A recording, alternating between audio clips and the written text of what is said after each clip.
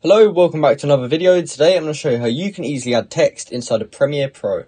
Now the first thing you want to do is just have your project open and choose the point where you want to add the text. So let's just say I wanted to add the text here, for example. Now there's two different ways to doing this. First way is actually using a keyboard shortcut, and the default setting to activate that is T. So if we click T here and move the mouse, as you can see, the cursor changes, and this basically means we're now on text mode where we can add whatever text we want. Now the second way to do it is down here by your timeline. It may look different if you've got yours organised differently, but if you look to the left of the timeline where you can see all your tools, at the bottom there will be a T, and if you select that it will be the same as what we just did, and we can now drag to add text.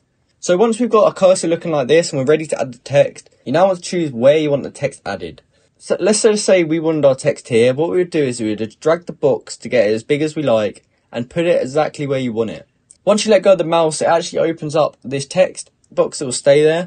And now you can just type in your text and it will be there. However, you may want to change the font and the size and everything about it and how it looks. So I'm going to show you how to do that now as well. So to start with, you just want to first type out your message. And on the right here, we have tons of options on how we can customize this text. The first thing I'm going to go over is align and transform. So if you decide you didn't actually want your text here in the top left corner, you actually wanted it in the middle, what we can do is we can click this to align center horizontally. And what we can do is we can also click this to align center vertically. And as you can see, that now puts our text box in the middle of the screen. But the only issue is our text isn't in the middle. Our text is slightly to the left. So the way to fix that is to go down here where it says text and look for your fonts, and just underneath that there's these different lines. Now what these basically mean is how it's going to be aligned. So what we want to select if we want it in the middle is to center align text, and that puts it in the middle, but it's still not in the middle of the box vertically. So what we're going to do is on the same line, go over to the very right side and you'll see three different options. If you don't see three and you only see two or something, you might have to drag this out a bit as it may be looking like that. So just drag it out and make sure you can see all three.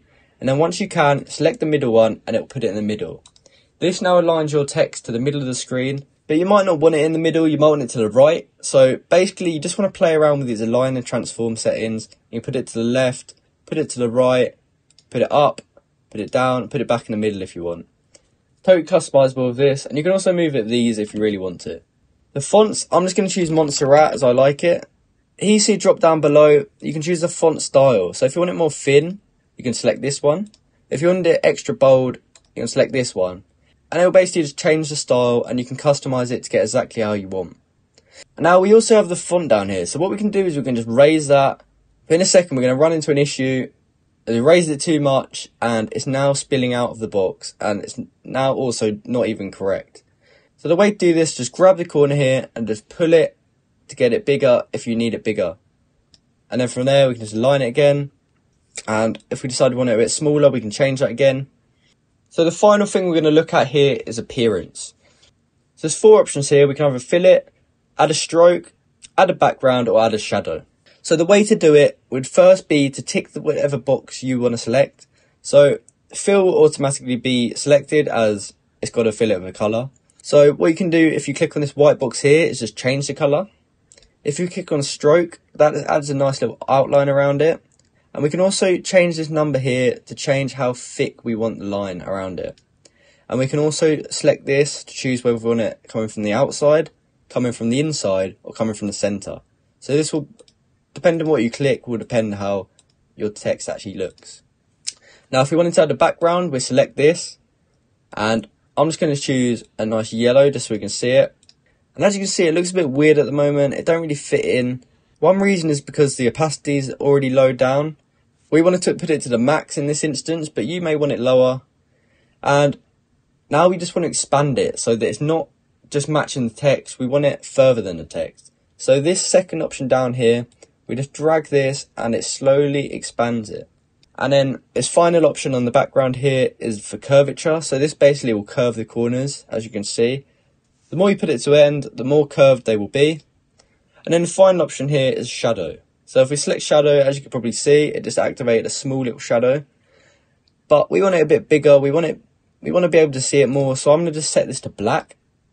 And I'm also going to raise up the opacity once again. Now this option here basically controls the direction of it. So as you can see, as we twist this round, the shadow actually goes around with it.